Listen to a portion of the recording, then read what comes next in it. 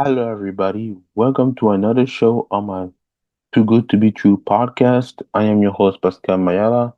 Uh, Before we start this podcast, we want to send my our condolences to the victim in Minneapolis, Minnesota. The two children had died during the mass shooting. Uh, two 2 days before, and we want to say my condolences to your family and who lost their children.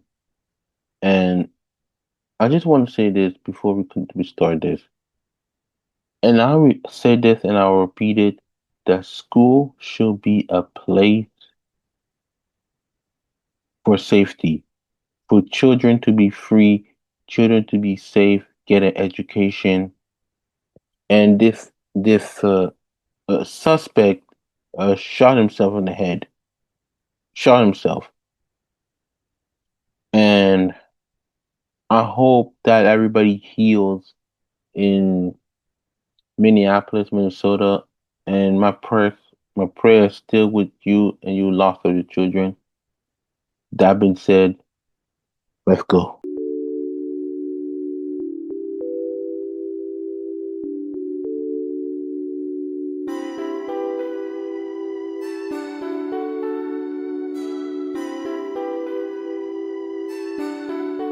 Dice is on the beat.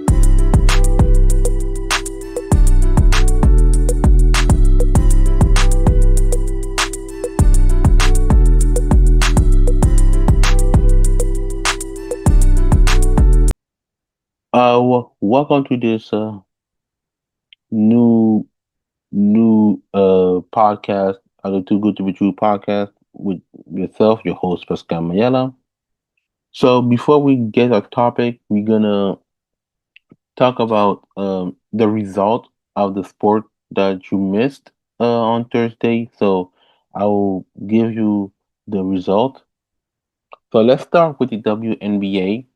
So Thursday we had the Mystic versus the Liberty. Great win for the Liberty. Top scorer is Isabel Harrison. She has 16 points, 5 rebounds, 2 assists. Shot for 6 out of 13 and a field goal. Next game, the Storm versus the Lynx. Great win for the Storm, 93-79. Skylar Diggin, the top scorer with 23 points, 3 rebounds, 5 assists. Shot for 7 to 13 in the field goal. And also there was a little bit of scuffle, actually argument between the bench and Skylar Diggin. So it was nothing, but it's part of the game. Next game, final game of the WNBA, the Sky versus the Mercury. Great win for the Sky. Great win for the Sky. Actually, just kidding. Great win for the Mercury, 83-79. Top scorer, Kalia Copper with 28 points, 3 rebounds, 1 assist.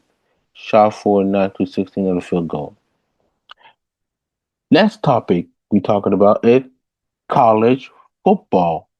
College football just came back last I believe it was Saturday. Saturday. So the so we got actually yeah Saturday. So we have some results of the game. So Boise State versus South Florida. South Florida wins it 34-7 in a blowout game. Uh, so for the Boise State QB, Maddox Manson had 225 yards, 1 touchdown. He had 25 not catches, but 25 in throws and 46 attempts. Florida, so South Florida, Bynum Brian, I believe it's Brian. Yeah, Brown, Byron Brown of the South Florida State has 16 to 24 attempts. He threw 210 yards and 0 touchdown. His backup, Lachlan Haywell had 1 for 1, 45 yard, 1 touchdown. Next game we had the East Carolina versus North Carolina State. Great win for North Carolina State, 24 to 17. Next game we had Duke versus Elon. Great win for Duke, 45 to 17. Another game we had Alabama State versus UAB. Great win in a close game. Uh, UMB beat Alabama State 52 to 42, a 10-point game. Jacksonville State versus UCF. A great win for UCF, 17 for 10. UT Martin versus Oklahoma State. A great win for Oklahoma State, 27 to 7.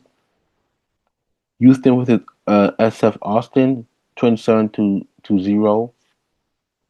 Nebraska versus Cincinnati at Arrowhead, where Travis Kelsey and Taylor Swift attended. And congratulations to their engagement. They had Nebraska, but Nebraska won the game 20 to 17 against the Cincinnati. Ohio versus Rutgers, so great win for Rutgers, 34 to 31. A close game, I might have to say. Buffalo versus Minnesota, great win for Minnesota, 23 to 10. Miami, Ohio versus Wisconsin, great win for Wisconsin, 17 to none. Delaware State versus Delaware, great win for Delaware, 35 to 17. And Bowling Green versus Lafayette.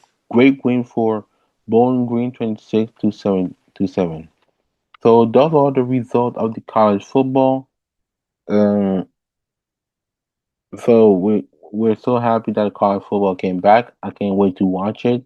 There's a lot of storyline that's gonna happen in college football.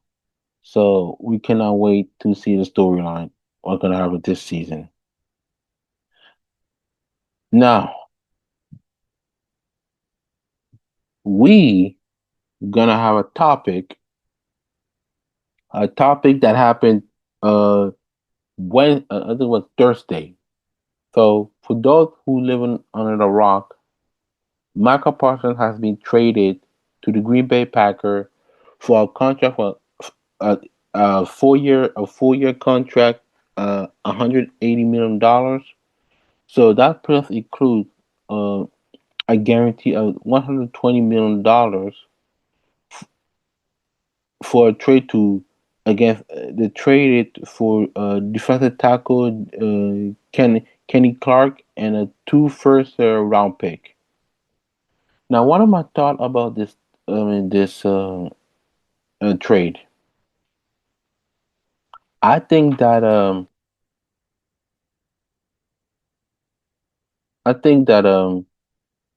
Jerry Jones lost his damn mind. And I say damn mind, but Jerry Jones really lost it. I mean, he comes a sore loser, and I felt bad for Micah because all those situations in the summer, during the training camp, during the preseason game, you didn't see Micah Parson on the field, and Jerry Jones refused to talk to his representative. It's a free his agency, and I think to me this pretty much like an author is an ego on Jerry Jones, and he wants to get the credit, and he doesn't want to, you know, do what like the NBA does, the player power movement. If you know what I mean. If you know what I mean,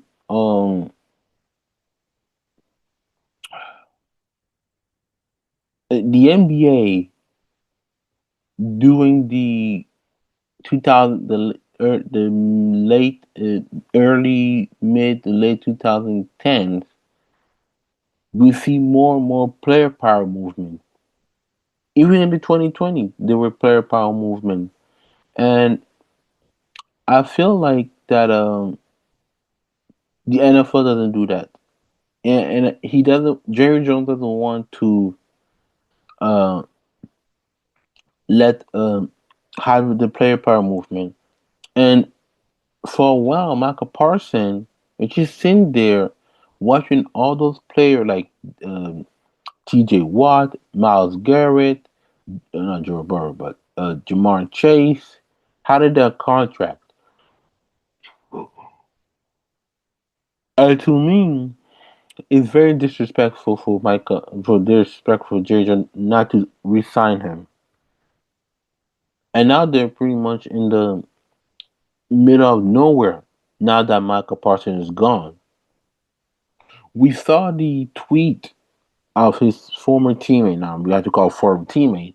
The Dallas Cowboys, like C.D. Lamb, Trevon Diggs, Dak Prescott. You can see that they really, really gonna miss Micah Parsons. And I think Jerry Jones fumbled it. It's always about him and his ego. This is not the first time that happened. He did the same thing with Dak Prescott. He did the same thing with C.D. Lamb. He did the same thing with Emmitt Smith in the '90s. During the '90s, when they went 0-2, uh, I believe it was in '93.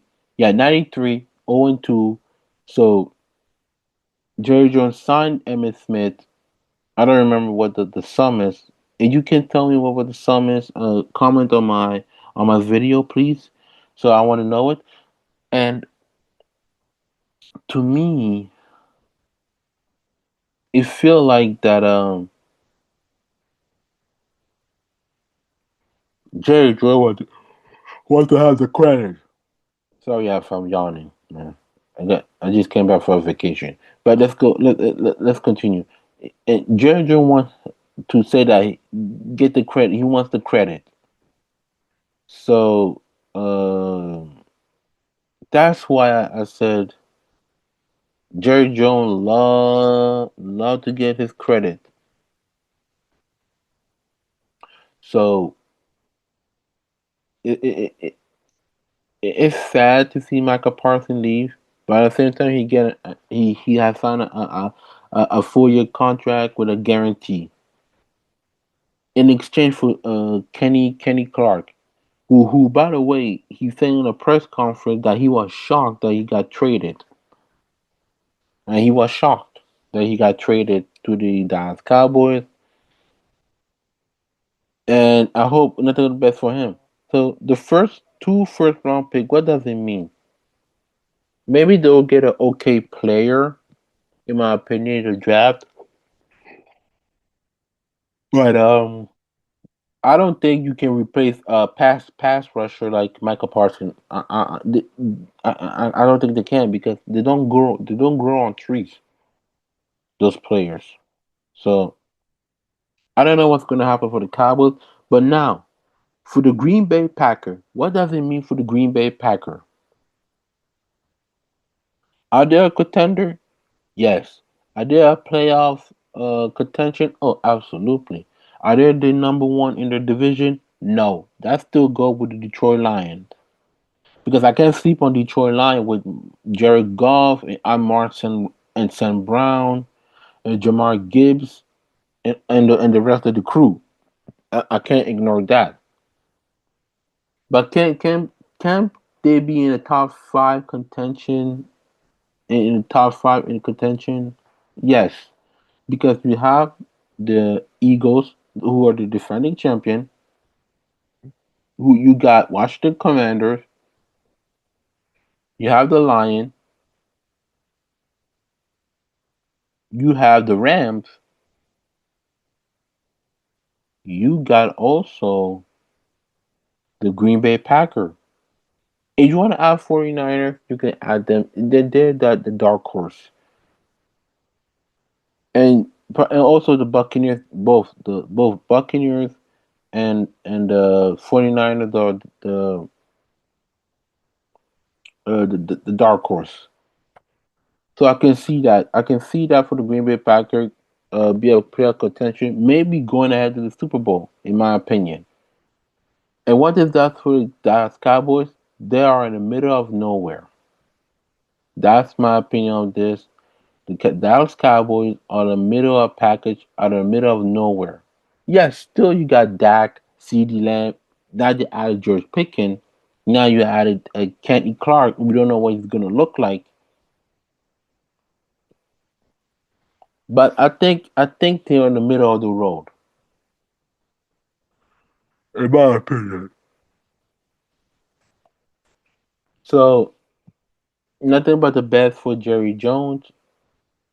Actually, what I said, Jerry Jones. Nothing but the best for Micah Parsons in Green Bay. Nothing best for Kenny Clark. Kenny Clark for the Dallas Cowboys. And I think this season is going to be very interesting because we don't know who won the trade. Because I don't want to say, "Oh, who won the trade? Who won the trade? Uh, the Packers or the Cowboys?" Let's wait and see what's gonna happen. So that's all I got to say about that for the Michael Parsons trade. Uh, Moving on from that, and we had to talk about a serious topic right now. And I never covered this sport, but we had to talk about it. In tennis, yes, I think it was 2 days before, 2 days before, Taylor Townsend, a young black girl, a woman, African American girl, won a tennis match during the tournament, the U.S. Open, beating Latvian Jelena Ostapenko 7-5 and 6-1. After the after the win, it it seems like they had yeah,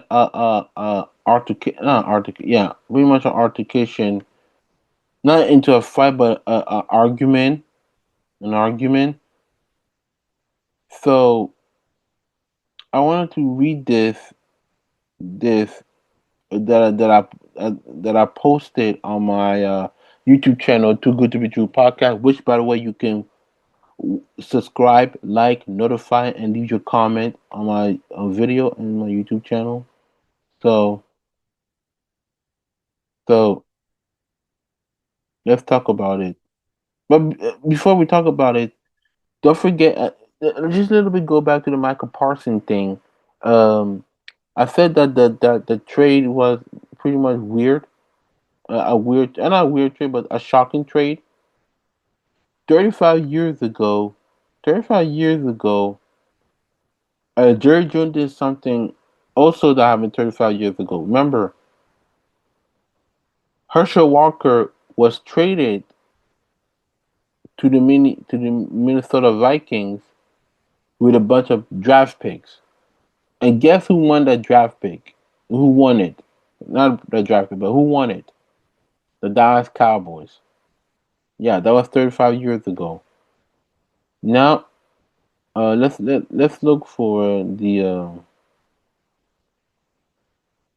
story of the tennis player that I posted. I think I will find it that I posted on my community. Yeah, there it is. There it is. So Jelena Ostapenko appeared to tell Taylor Townsend that she has no education after losing to the American 7-5 to 6-1 the second round of the U.S. Open on Wednesday. So this is what she said. The, this is what Townsend said about what Jelena said. She said she told me I have no class, no education, and to see what happens when we get outside the U.S.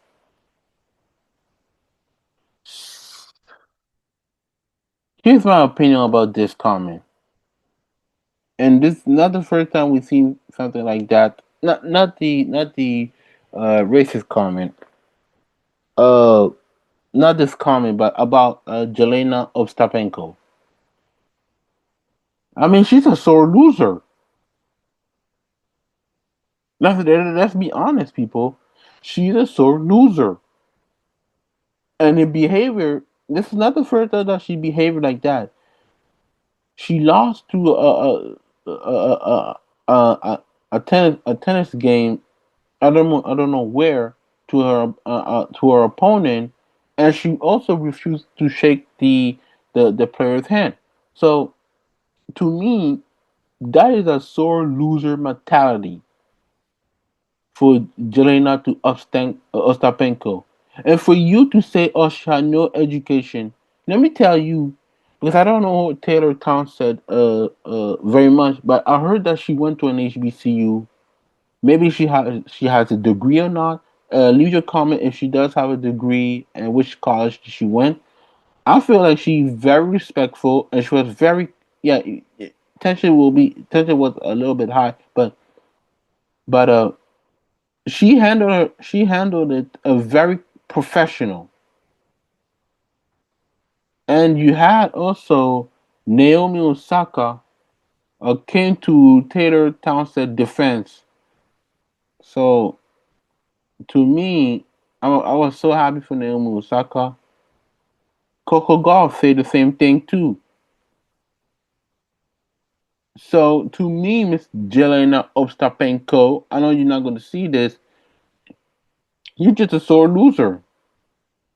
And to downgrade this young African American woman who's just want to expand her career. Just I don't know what year she started, but just want to have an opportunity to participate and win some trophies on a resume.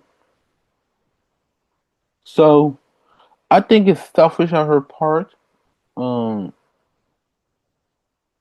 I think that was stupid on her part. Um, really, that's a losing mentality. And to say that she's had no education, you don't tell a black man or a black woman that she's not educated. We are educated. That's pretty much insulting. That is pretty much insulting to me. Actually, not just to me, to us in general. Whether you're African American, African, Caribbean, that is so disrespectful. So, to me, Jelena, you're a sore loser, and I hope nothing but the best of your career. That's all I got to say about that. Moving on the next topic, let's talk about college football, but this time we have a game on Saturday, Ohio State versus Texas, and you saw the top 25 ranking. Texas is number one. This is the first time that Texas, a number one seed, is the underdog. So it's pretty weird, but also you have the debut of Arch Manning. What do I expect for Arch Manning? I hope it's nothing but the best for his career in college football. Maybe he will get uh, gonna enter the NFL draft or not, but it will be pretty much amazing to see what's gonna happen this season with Arch Manning. And if you look at it very well, this is the first time that Arch Manning gonna play a full week game of the number one QB of University of Texas. So it's gonna be a huge test for him. Now, do I expect to probably get fumble and get crushed? Absolutely, but that's part of the learning. So I don't think there's a pressure for him because he's a Manning, and the Manning are very class personification of family, including Peyton Manning and Eli Manning, their uncle. So So I hope nothing for the best for him. And people say he's already been the favorite to be Heisman Trophy win. First of all, people, let's calm down. Okay, let's calm down with Arch Manning winning the Heisman Trophy. So let's calm down. We haven't seen him yet play. I know last year he played 2 games, but this year is going to be the full game. If he does he have a great stat, yeah, I can see it. But right now, just everybody chill, just chill. But if you were telling me who's gonna win Ohio State versus Texas, my head said Texas, but my heart said Ohio State. So I will go with Ohio State because I think Arch Manning will be humble, and I think it's a valuable lesson for Week One loss. So I will pick Ohio State to win this. Next topic. Thursday.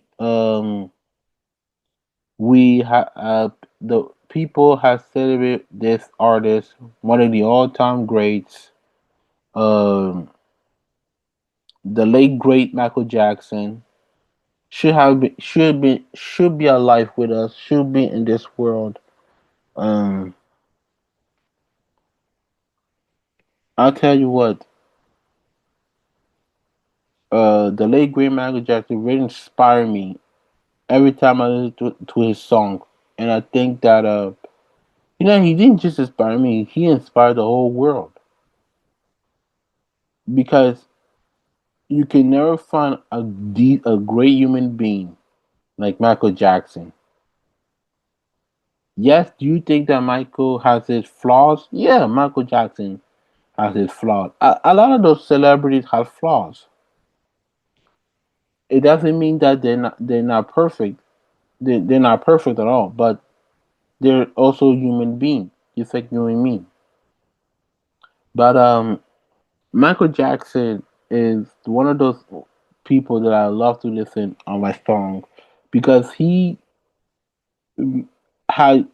educated us. He gave us joy in his song, and I remember listening to Michael Jackson when I was a kid, dancing, singing, and that was my pastime. Especially when it was the when me and my mom we did not go out, I would put a Michael Jackson song just to listen because he's inspired me to listen and dance. If you ask me, people, what is my top five Michael Jackson song? I it's not that's easy. It's not an order. I got Man in the Mirror, Smooth Criminal, uh, Thriller. I just I just can't stop loving you, and want to be starting something. Man, those that's my top five song. But I do have some honorable mention like Beat It, Billie Jean, can't stop to get enough, Rock with You, and so on and so forth. Those songs are my honorable mention. But happy birthday to the late great Michael Jackson. I wish you were alive with us in your 67th birthday. We love you, Michael Jackson, and we miss you. God rest your soul. And our final topic of this podcast, we have a breaking news. Um, 2 days, 2 days, I believe it was 2 days or yesterday. There's been a change on the NBA Finals panel. So if you don't know what I'm talking about, Doris Burke, who is a broadcaster Hall of Famer, has been uh, has been demoted from the NBA Finals. He will be replaced by Tim Legler from the ESPN. So uh, I don't know what was the detail, but yeah, there it is. So ESPN is demoted Doris Burke. ABC and ESPN has demoted Hall of Famer Doris Burke from its NBA final team and promote longtime network commentator Tim Legler to his number one team. Source briefly on the decision told by The Athletic. So I don't know what's the detail of it, but I don't think you should get rid of Doris Burke. She is so important, and her voice is amazing. And she had a long career as a broadcaster, and we've seen that ESPN are changing left and right, and I think it's not fair. And I do see why people don't watch ESPN anymore, but I do watch it, so I care. Some people don't, but I do watch it because of the change, because it's a woke politics in ESPN, and I get it. I don't blame you, people. That thing don't bother me at all. But yes, it's sad right now to see one of the all-time great Doris Burke um, not going to broadcast the NBA final. Thank you very much for listening to this podcast. Comment on my video on my YouTube channel, Too Good to Be True podcast, and don't and also commented on my post of the community. Don't forget to like, subscribe, notify, and leave your comment. Like I said, on my YouTube channel, Too Good to Be True podcast. You can listen to this YouTube channel on Too Good to Be True podcast on Apple Podcasts, Spotify, Amazon Music. If you want to follow me on social media, go follow me on X, formerly Twitter, at Valley versus PMM. On Instagram, Pascal underscore Mayala underscore 15. Same thing with Thread, Facebook, Pascal Mayala. That being said, thank you very much.